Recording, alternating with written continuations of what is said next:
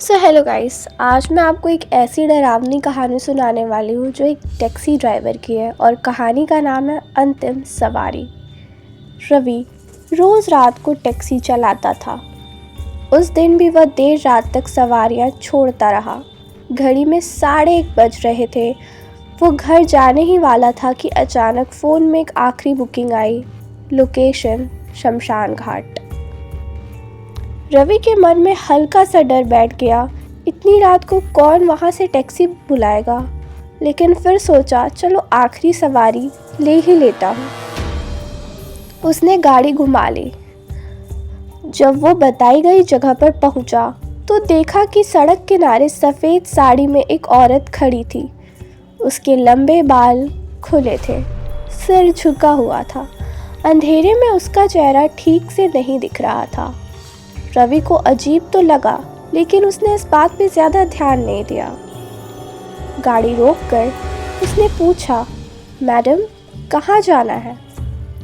औरत ने बिना कुछ कहे धीरे से पीछे वाली सीट का दरवाज़ा खोला और अंदर बैठ गई। रवि ने फिर पूछा, कहाँ छोड़ना है आपको? औरत ने बहुत धीमी आवाज़ में कहा, भैया बस सीधा चलते जाओ। उसकी आवाज़ अजीब थी, ठंडी धीमी, जैसे कोई दूर से बोल रहा हो।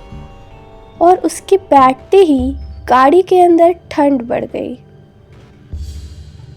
रवि ने कुछ दूर चलने के बाद फिर से पूछा, आपको जाना कहाँ है मैडम? औरत चुप रही।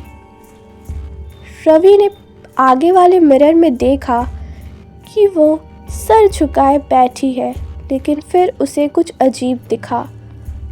आईने में पीछे की सीट खाली थी। रवि का दिल जोर से धड़कने लगा। उसने झट से पीछे मुड़कर देखा, वो औरत वहीं बैठी थी। उसका पूरा शरीर ठंडे पसीने से भीग गया। अब उसे कुछ समझ नहीं आ रहा था। वो बस जल्दी से जल्दी इस सवारी को ख़त्म करना चाहता था। थोड़ी देर बाद औरत ने कहा, जहाँ से मुझे उठाया वहीं वापस चलो। रवि के रोंगटे खड़े हो गए। उसने हिम्मत करके पीछे देखा, लेकिन अब पीछे कोई नहीं था। वो घबरा कर गाड़ी से बाहर कूद पड़ा। सड़क पर चारों तरफ अंधेरा था, ठंडी हवा चल रही थी। वो तेज़ी से गाड़ी की तरफ लौटा और जैसे ही ड्राइविंग सीट पर बैठने लगा, उसके कंधे पर किसी ने बर्फ जैसा हाथ रखा। रवि ने धीरे धीरे सिर घुमाया और वो औरत ठीक उसके सामने खड़ी थी।